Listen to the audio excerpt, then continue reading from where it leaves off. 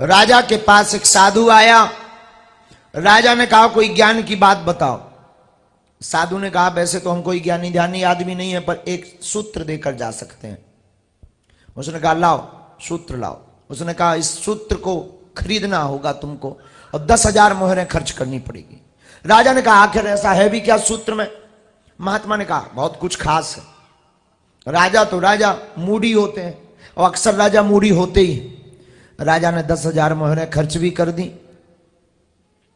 साधु का सूत्र सुनना। साधु ने सूत्र दिया, जो है वो बीत जाएगा। बस इतना लिख करके साधु चला गया। राजा बोला ये कौन सा खास है, इसकी कीमत 10,000 मोहर, जो है बीत जाएगा, ये भी कौन सी बड़ी बात। लेकिन साधु ने जाते जाते कहा कि जब तुम्हारी जिंदगी में विपत्ति आवे तब तुम इस चिट्ठी को खोलना, अभी बंद करो। ठीक है, बंद कर लिया। हुआ क्या? राजा युद्ध करने किसी राज्य में गया, राजा हारा, सेना मारी गई, इसके ऊपर आक्रमण हो गया।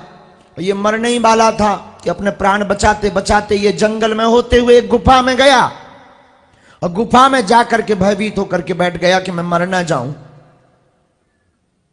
कहीं मैं मर ना जाऊं। घोड़ों की आवाज टाप टाप टाप टाप करती हुई राजा को घेरने के लिए चली आ रही थी।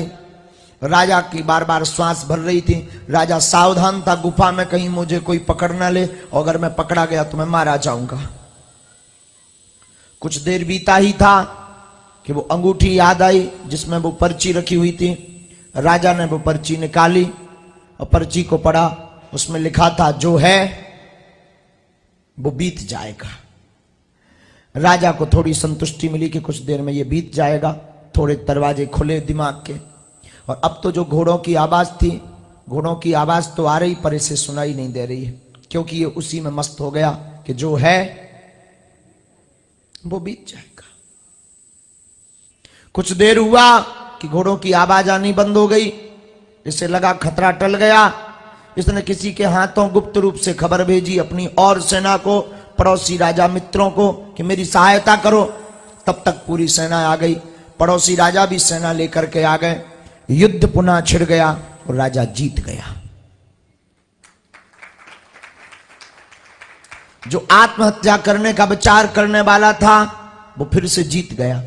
जीत करके जब वापस आया, लोग स्वागत करने लगे, प्रजा ढोल नगाड़े बजाने लगे, और ये एकदम फूला नहीं समा रहा, एकदम प्रसन्न है। इसकी आंखें एकदम चकाचकित हैं, और इसकी चेहरे की मुस्कुराहट और हाथ का हिलाना और इसकी अंदर की जो प्रशंसा है वो एकदम ऊंचे लेवल की है। इसे लग रहा मानो अब मेरे सामने कोई नहीं है, मैं दुनिया का शहंशाह बनने जा रहा हूं और मैं हार करके जीत गया, मतलब मुझे हराना नामुमकिन है। इन बातों में भूला ही था कि तब तक अंगूठी की पर्ची फिर याद आई और उसने फिर पढ़ी तो उस पर फिर लिखा था जो है वो बीत जाएगा। और इसके दिमाग के ताले खुल गए। कुछ देर तक इसे दुनिया की प्रत्येक संकट नामुमकिन लग रहे थे। और इसे लगा कि मैं ये क्या बुद्धूपन की काम की बातें कर रहा हूं, मनी मन मैं ये क्या हाथ हिला रहा हूं। कुछ देर पहले मैं मरने की सोच रहा था, अब जीत गया तो मैं इतना गम में भूल गया, इतना मस्ती में भूल गया कि ये भूल ही गया कि ये भी बीत जाएगा।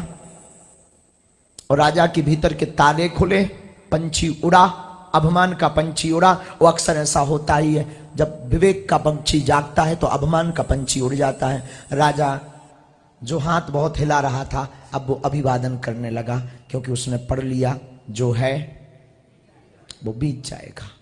और मेरे पागलों, तुम्हारी जिंदगी में भी जो तुम बैठे हो, अगर तुम दुख लेकर बैठे हो, संकट लेकर बैठे हो, विपत्ति लेकर बैठे हो, तो तुमको भी हम कहते हैं जो है वो बीत जाएगा।